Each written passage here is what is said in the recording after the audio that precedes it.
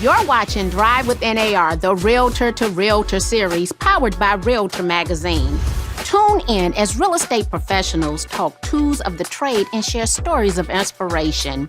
Get ready to step up your business. I'm your host, Marki Lemons Ryhal. We'd like to thank NAR Center for Realtor Financial Wellness for sponsoring this month's episode. Sometimes life throws a curveball. Circumstances such as illness, family emergency, or pregnancy may require you to step away from your business temporarily. How do you keep your clients satisfied and transactions running smoothly while you're gone? I have two experts here with advice and personal experience you can learn from. Today we have Kayla Johnson. She's an agent with Coldwell Banker Premier Group in St. Louis. She wrote about her experience taking several months off for maternity leave at the YPN Lounge blog. Hi, Kayla. Great to have you. Hey, Marki. It's great to be here. Thank you for the opportunity. And we have Candy Miles Crocker, who is a sales manager for Compass in Chevy Chase, Maryland, and a real estate coach who has helped guide agents through business transactions. Thanks for joining us, Candy. Thanks so much for having me, Marki. It's a pleasure to be here. We are elated to have you both. So we're talking about how to take a break from your business. And the first thing I think we should talk about is this idea or concept that we should be available 24/7. Many agents tell their clients that they're available around the clock.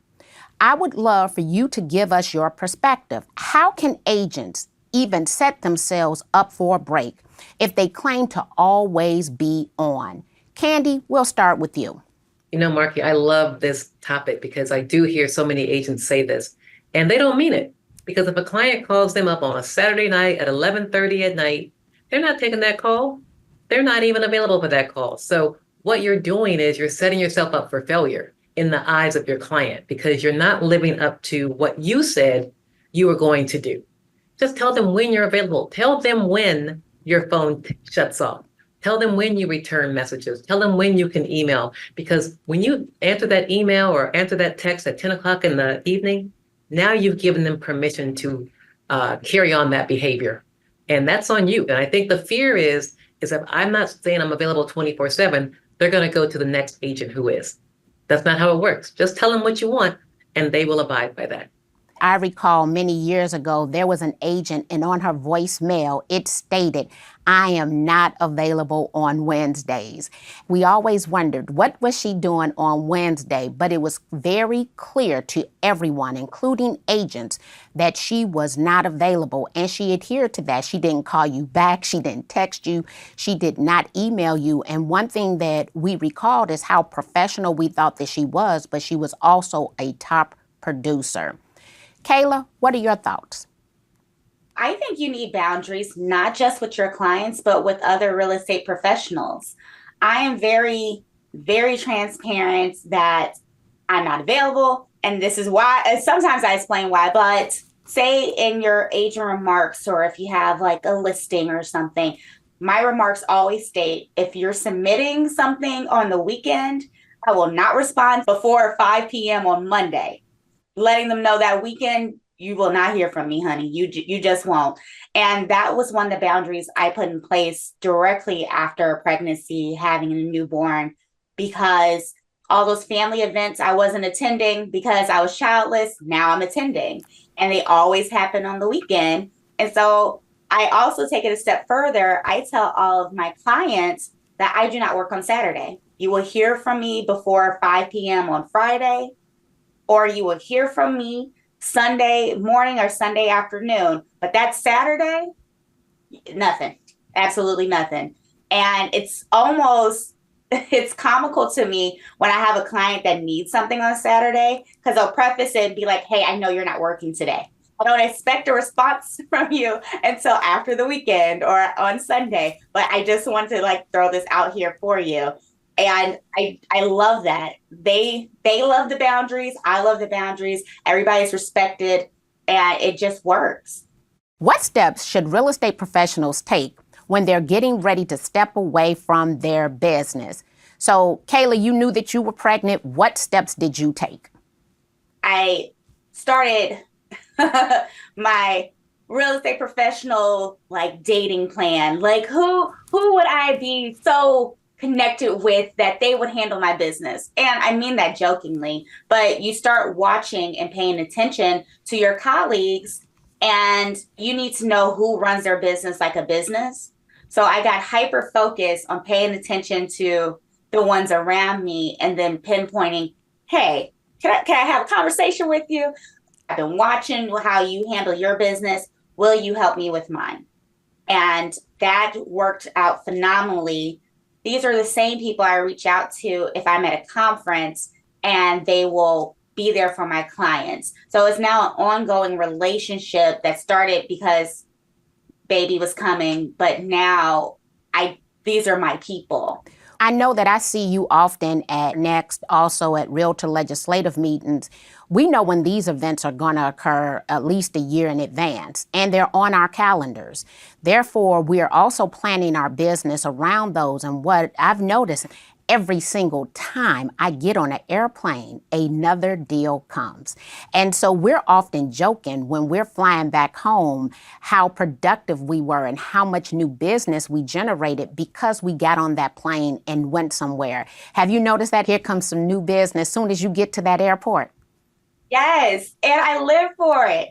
I look forward to these conferences because I know I'm about to have a boom in my business. And you have to have your systems in place for when you're traveling, because as soon as these leads or people come in, you need to be able to be there for them, regardless if you're traveling. Regardless. Candy, what about you? I believe that real estate agents should plan a quarterly vacation for that very reason, because the minute you think your business is in a slump, go on vacation and it will pick right back up. And before you even have a major life event or a big travel event, take a look at the agents in your office, in your brokerage, and say, who's a good fit for me? And then do it on a trial basis in the beginning. You can still be in town, but work transactions together to see if you guys vibe, if you have the same work ethic, if you have the same kind of connection with clients. So when you do go away, you can go away with confidence, knowing that your business is going to be handled by someone who is much like you, who handles the business like you, who has that good follow-up, who has a positive attitude, who is the calm in the middle of a storm and knows how to get stuff done when things go south. Have those systems in place. And oftentimes we don't get those systems in place until it's too late. Then we get in panic mode and we get stressed out.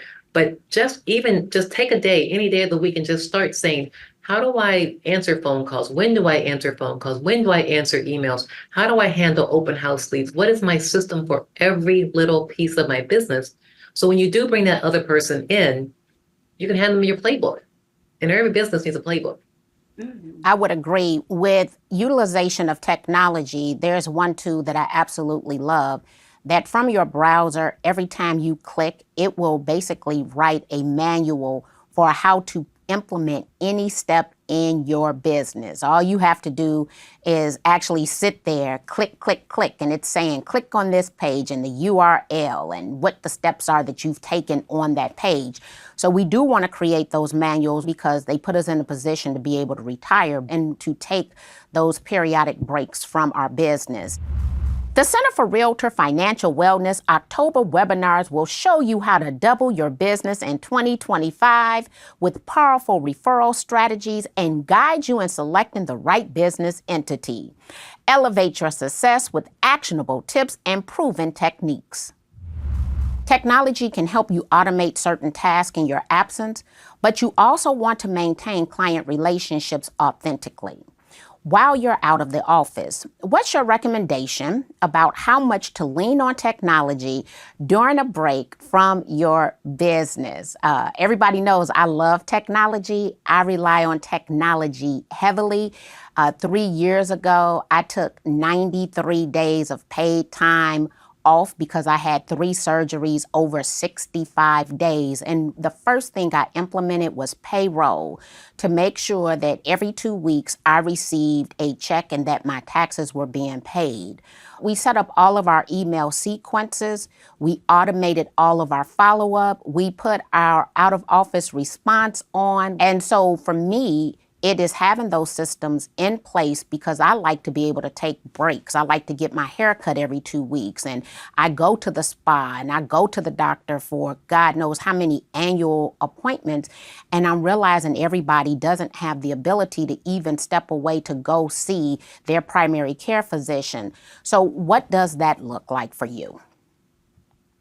So you know what, Marki, people get into real estate because they want to have that flexibility, right? And then once they're here, they don't utilize it or they utilize it poorly. I am like you. And I'm going to say something very controversial here. Real estate is not an 8-hour day job. You can get that job done in 4 to 6 hours any day of the week, but you have to stay focused. I believe in time blocking. I believe in all of that because that keeps you focused. And anything that keeps you focused is going to make you more efficient in your business. And when you're efficient, you don't mind taking time off. And if you're just taking time off and you're like, in your case, a medical time off, and you have someone who is helping you in your transactions, then if you have a new client who comes in, you can jump on a Zoom call with them. So you can make that introduction so they don't feel like they're just being pawned off on somebody else. You say, you know, Kyla will take very good care of you. If she has any issues, we will address them. You're in good hands, right? And then do that handoff. Kayla, what about you? Automation, automation, automation. My CRM does it all. My CRM also has an AI virtual assistant.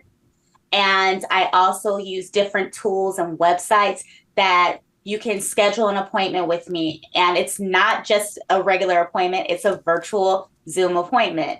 And I bring in my different affiliate partners to also be on those Zoom calls, because that's going to be the person that you reach out to, even if I'm not there. So that could be somebody from a title company, that can be a lender, that can be somebody that's a part of one of the programs that your state or local offers, like maybe down payment assistance, or if you have a live where you work program. I have all those people on that initial consultation. So you never feel like you didn't get all of me that first round. And also once that happens, I'm able to take a backseat if I need to. The fact that you have a team call with that buyer, that allows you to differentiate yourself, but also to delegate responsibilities. For this, you call this person. For this, you call this person. Because oftentimes they're going to call us for things that, like practicing law without a license. That is not in the scope of our job. And it's something that we shouldn't do. But if we have that attorney on, if you utilize an attorney in the state where you're located, then we can say, hey, when we get to this point, this is the person that you reach out to. So they feel as if it is a team effort that actually allows us to demonstrate more value. What if something goes wrong with the transaction during your break, or a client has an emergency and needs immediate assistance? How do you handle that? Been there, done that. Something came up in the inspection with my buyer, and the person who was helping in my absence, they had a family emergency. So what do? You take the baby. And we went and walked the property, and I eased all of her concerns. And quite frankly, she had so much more respect for me, that my dedication to her in that moment. And I had to have a conversation with myself and with my partner on if this is appropriate. And ultimately, I decided it's appropriate for me in this time. I am still a phenomenal mom. I'm still a phenomenal agent. Let me go help my client. Once I was off of maternity leave, he went with me to everything. I've taken him to a state conference. We've done listing appointments together. This kid, he's going to need a real estate license here shortly. I don't know if they give them away to 2.5-year-olds, but for those emergencies, I've always told my clients, hey, you might see me and Elliot if it's something I do not have time to prepare for. And they're just so understanding and look forward to seeing him every time. Well, you know what? My association, the Chicago Association of Realtors, is a very child-friendly association. So on any given day, at any conference, at any meeting, you might see 3 to 4 of our children there. But let me also say this. My oldest son, Skylar, was a very friendly child. My youngest son was not. He's an introvert and he didn't like people. Wasn't any reason for me to bring this child anywhere. So I had to figure that part out. But it is great when associations and companies actually support us in our parenting role. Candy? When I started in real estate, my children were 2, 5, and 8. And I got into real estate because of my children, because I wanted to spend more time with them at the school and volunteer and sporting activities. So I set boundaries really, really far in advance in the beginning of my career when people thought I was crazy, not working 24/7, not working every weekend. And so at my listing appointments and at my buyer consultations, I literally told buyers and sellers, at some point, you're going to meet my children, because it may be daycare was closing early, school was early, maybe my husband wasn't available. So I just brought the kids. And, I would say, sit on the couch, don't move a muscle. And they would sit there. And my clients actually enjoyed meeting them because they were an extension of me, right? And so the other part of it is I managed the expectations at the very beginning of our relationship. I told them what to expect. I told them at some point, you're going to meet my kids. So when they met them, it wasn't a surprise, right? So this is all part of me. And I always say, this is what you get. I want you to know what you get when you work with Candy. And so if it doesn't work for you, that works for me. But you're going to get all of me 100% of the time. And my kids, they all know real estate. They all know condos versus co-ops versus single family they know the lingo. And a funny story, I was showing my girlfriend a house and my son was with us. And we got down to the basement. He says, this is not the right house for you. And I was like, oh, Lord. So, but in fact, he was correct. And she appreciated his candidness. So, kids can say things, can get away with it that we can't say. And so sometimes it's a benefit. There you have it. So we've been talking about this in the context of needing a break or for a special or unforeseen circumstance. But the truth is, real estate professionals, like everyone, need to take vacation and regular breaks from their business to recharge. And I think that you mentioned this already, Candy, but how often do you think agents should temporarily step away? And is there a difference in how you prepare for that in your business? I think you should step away at least once a quarter or at least a week. A week. We are not saving lives here. I hate to break it to people. You can take a vacation because you have to restore yourself, because we give so much. We give and we give and we give, and we have to refill in order for us to continue to give. And so when you have your systems in place, you have backup. I was always a solo agent. So I always had another agent in my office who would look after my business when I was away, and I would look after her business when she was away. We didn't do a payment. It was just known that when you're gone, if I have to write an offer for you, I'm writing an offer. You'll write an offer for me. You go to a home inspection, it was reciprocated every step of the way. And so find that trusted individual in your brokerage that works like you, has the same work ethic, like I said earlier. I always tell agents who, I see on Facebook or Instagram, oh, I'm in Hawaii, but I'm still doing business. That's not a badge of honor. That shows that you are unorganized and you're not willing to let go. If you're on the beaches of Hawaii, enjoy the beach. I took off the entire month of July. It was the best thing I did for myself. I knew back in the spring, you need to take some time off. And July is kind of that month for me. What about you, Kayla? I know a lot of agents don't always talk about their mental health or where they're at emotionally, but for me, I always make time to just decompress. I went through perinatal depression. I went through postpartum depression. And once you get back in the business, all that starts to compound and it feels like burnout. And this is not a career I ever want to burn out from. And I also don't want to feel burnout with my family. So I look forward to when I know I might have a lull, and then I'll really lean into it. So this year I took a step back the month of August, and just taking a step back for my own mental health and everybody else around me, because they don't want to see me when I'm manic or just so stressed, I'm an advocate for taking the break. You need it.